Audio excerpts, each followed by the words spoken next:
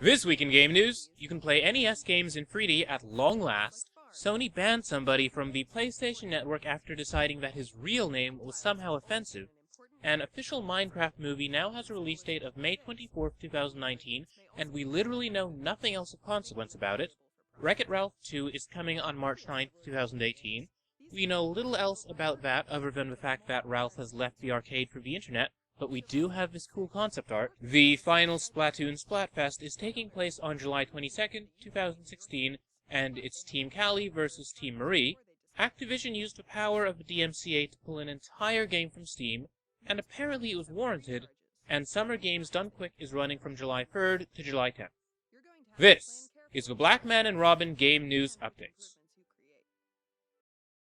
To start with, early in the week, we had what looked like it would shape up to be a real David and Goliath story. Activision had ordered a game pulled from Steam. The name of the game?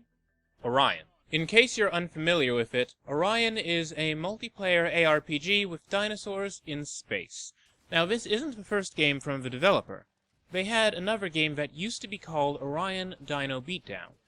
Now at launch, Dino Beatdown was an awful game, so much so that once the developers at Trek Industries actually went about fixing it, they were stuck with the awful reputation of a game called Orion Dino Beatdown.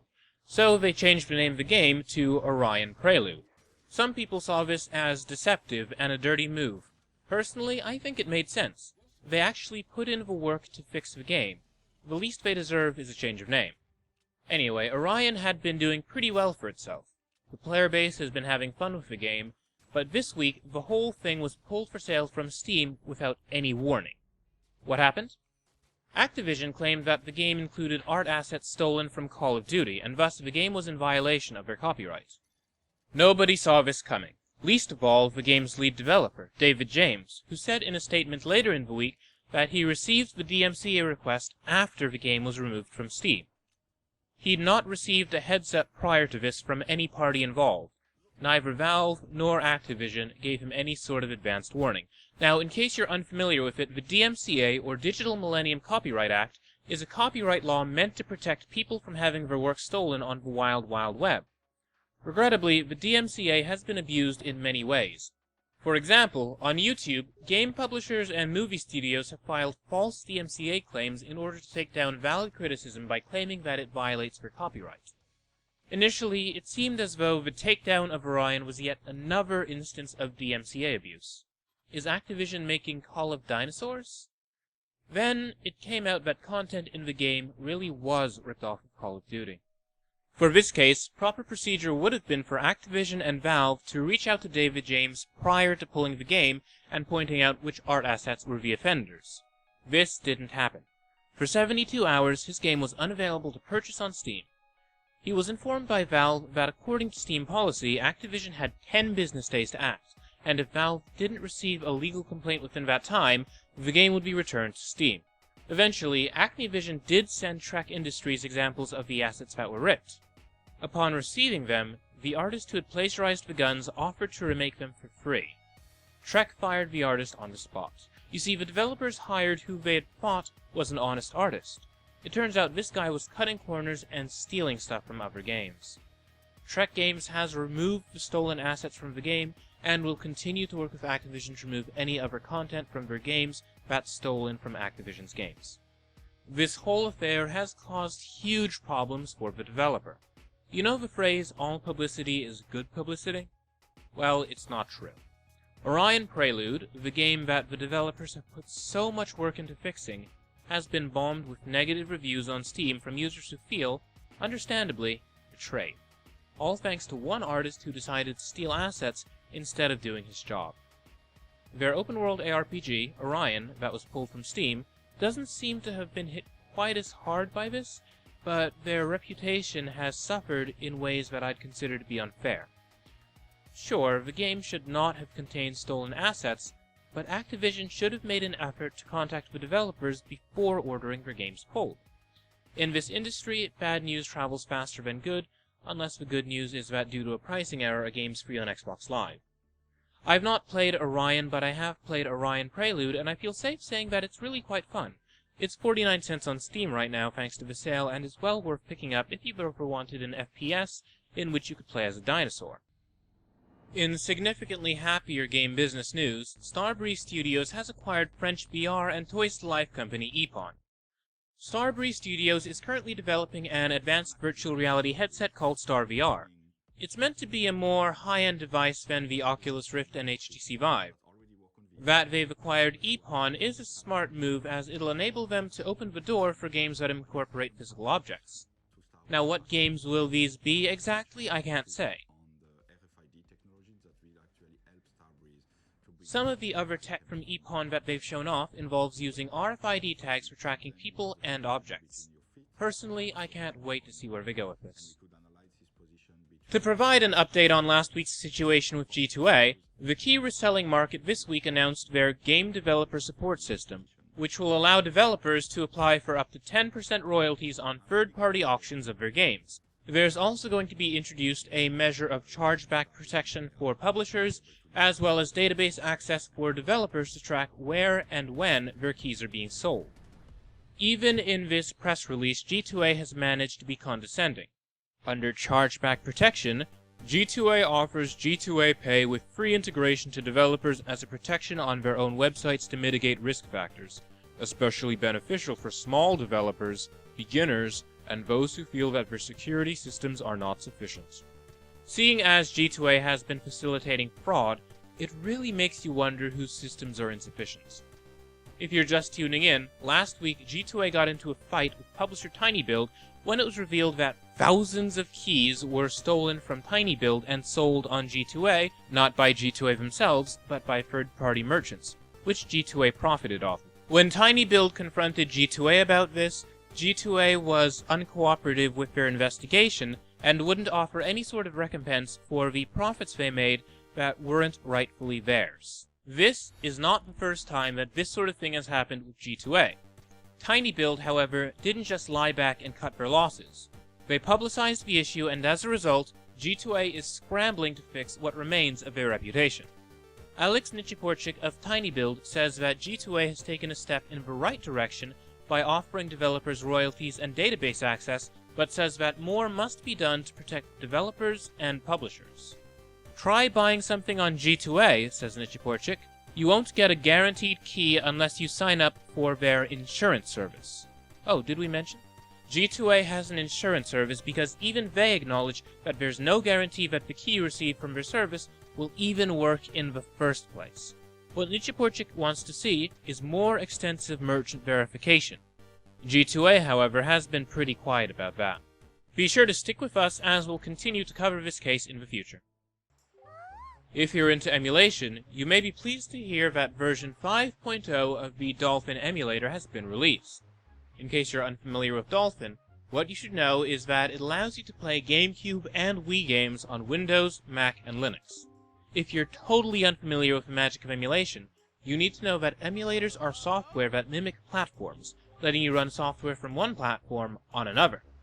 Dolphin is a pretty special emulator since it allows you to enjoy your GameCube and Wii games with a few extra bonuses, such as the ability to run games at higher resolutions than they were developed for, the ability to play formerly offline-only games with online-based multiplayer, and much more.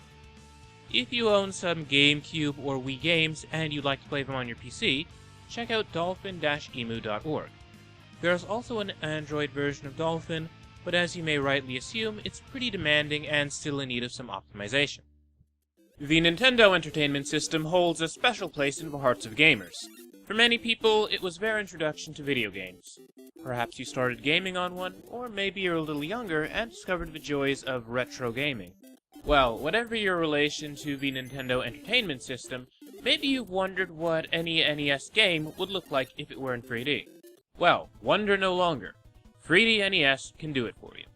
Now, in case you're wondering just what 3D NES is, it's an emulator that makes NES games run in 3D. Self-explanatory, I know. To go a little more in depth, however, NES games were designed in layers. Each moving sprite, the background objects, objects in the foreground, each was a different layer. 3D NES works by recognizing these layers and making them into blocky 3D objects, instant voxels. It sounds like magic, and it certainly feels a lot like it. Right now, 3D NES is still being developed. It's not perfect and has the funny tendency to glitch out on certain games such as Captain Skyhawk. Other games just won't work at all due to lack of implementation for their specific mapping. Nonetheless, it's well worth checking out. You can download it from geod.itch.io. What do you think about 3D NES? Are you looking forward to trying out your favorite NES games in eye-popping 3D? Let us know and be sure to follow us on Twitter at Blackman and Robin. Regarding that PlayStation user banned on account of his name, what happened in short is that a fellow whose real name is Jihad had been using that name on Sony's PlayStation Network service for over 7 years. He'd made a ton of purchases on the service, had plenty of friends, and hadn't done anything wrong, except apparently using his real name. Bear in mind, the word jihad comes from an Arab word meaning to struggle, or to put forth an effort. In recent years, the word's been applied to religiously motivated warfare and accompanying acts of terrorism, but that's not necessarily what this guy had been named for. This year, Mr. Jihad was banned from the PlayStation Network shortly after playing some Overwatch. He received an email from Sony stating that the reason for his ban was ban reason. I kid you not, the email literally just said ban reason. Now, after a few days of speaking with Sony tech support, they realized their mistake and changed the guy's name from iJihad to Anu, which he was fine with. Then, after a couple days, Sony reversed their decision, banned him again, and stopped responding to his emails. He lost access to all the games he purchased on Sony's service. After several days of angry tweets, articles from the press, and other frustration directed in Sony's general direction, the ban decision was overturned. Unfortunately, Mr. Jihad still lost some things like achievements, trophies, and communications with his friends. Personally, I'm disappointed but unsurprised. Sony has had a history of questionable customer service, and this is just one example of how easy it is for a company to take away everything you've paid them for with so little oversight. If this case weren't as controversial as it had been, that is to say, if Mr. Jihad had a name with less cultural baggage around it, he'd not have gotten so much attention, and this problem would have remained unresolved.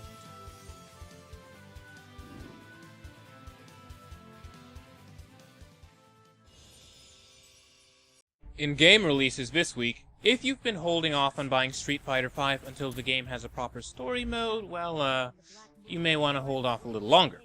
The game's story mode was released this week, and sure, it's free DLC, but apparently it's really weak. Half of the players don't really seem to like it and say that it doesn't add much to the game, which is disappointing. The other half of the players seem kind of ambivalent about it and are just glad that they've gotten it. This DLC and the game are available on Windows and PlayStation 4. It does seem a little strange that Street Fighter V launched without a proper story mode. Indeed, it seems kind of weird that chunks of the game that should come standard are being added on piecemeal. Why Street Fighter V was rushed out of the gate, I'll never be able to tell you. Hopefully Capcom doesn't do this with any of their future titles, as it's been dividing up the fanbase pretty badly.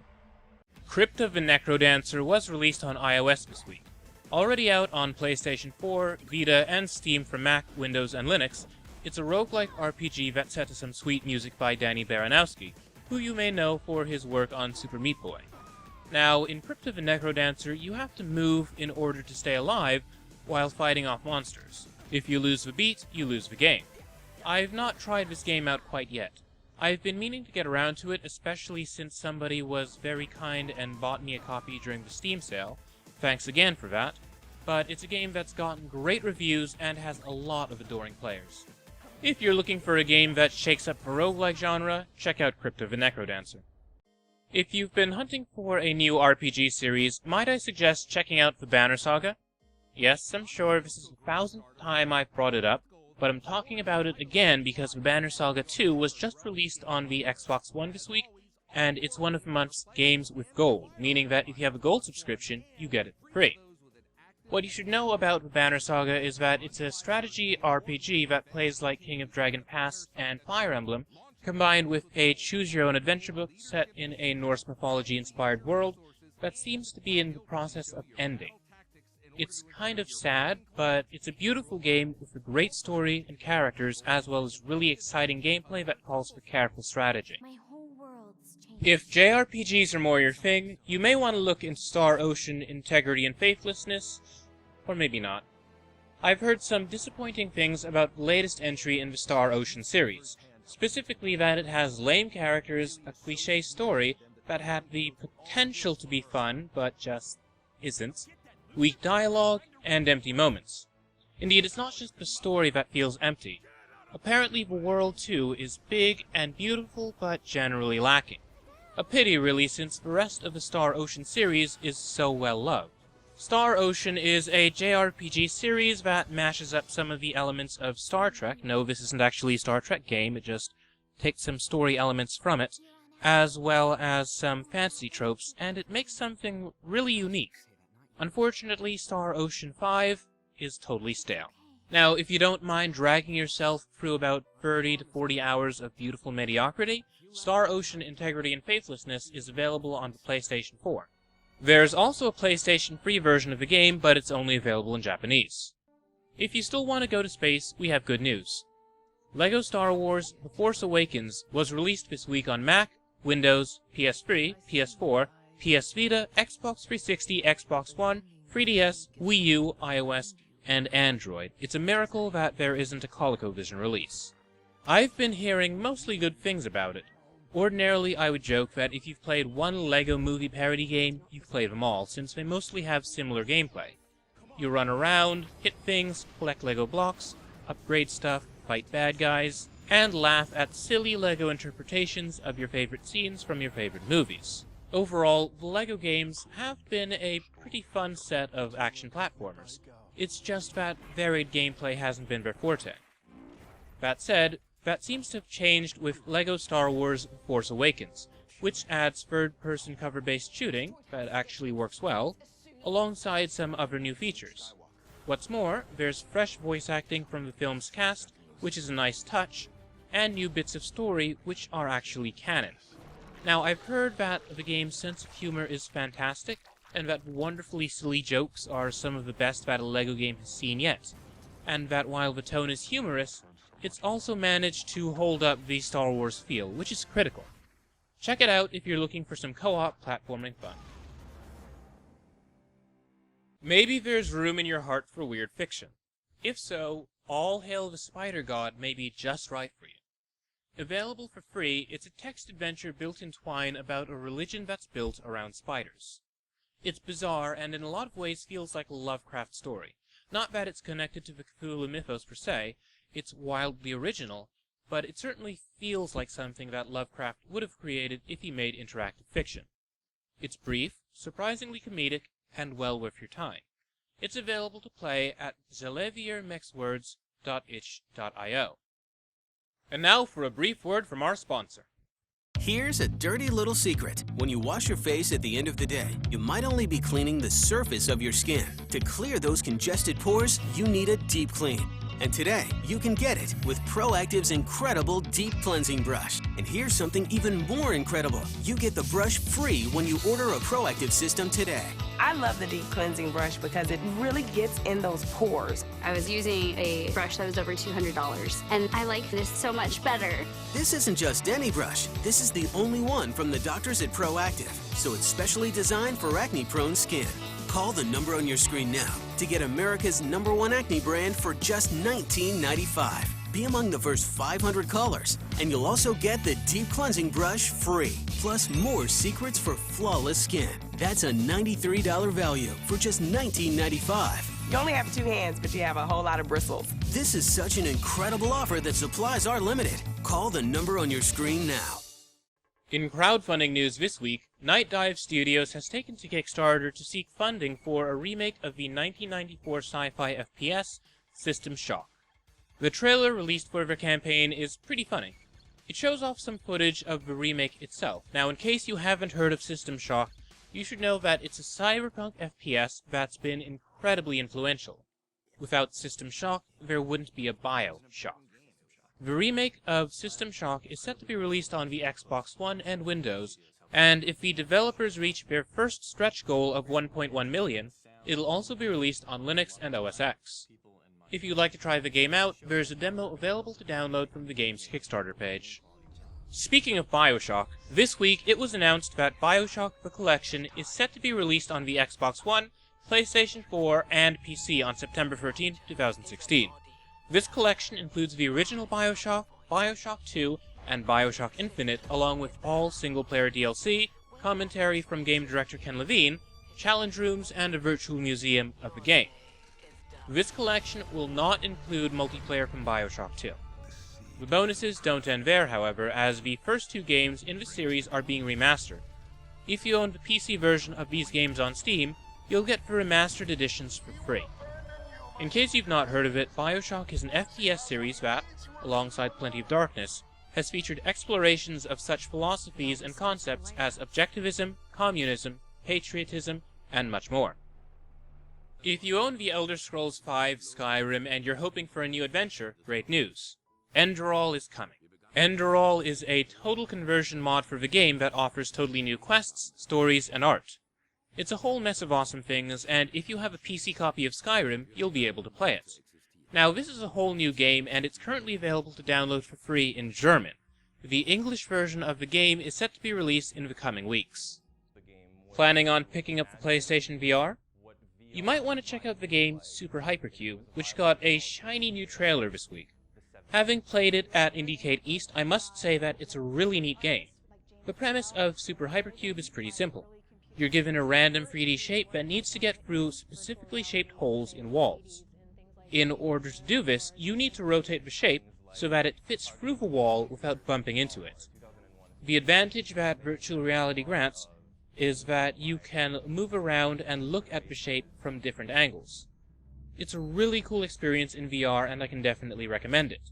Now, I've heard the game compared to Quetzal's Corridors, which was released on the Nintendo 3DS some years ago, and I've not played that game, but apparently it has an identical premise. Now, is this game a ripoff of Quetzal's Corridors? I don't think so.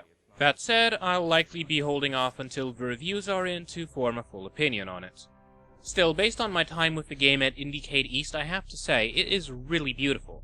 The kind of glowy, weird neon aesthetic works well. It really makes me wonder what a virtual reality version of Tetris would be like. Finally, a new trailer has been released for the upcoming Abzu, an underwater exploration game coming to the PS4 and Steam on August 2nd, 2016. This game has some of the developers from Journey working on it, and it looks truly gorgeous. Enjoy.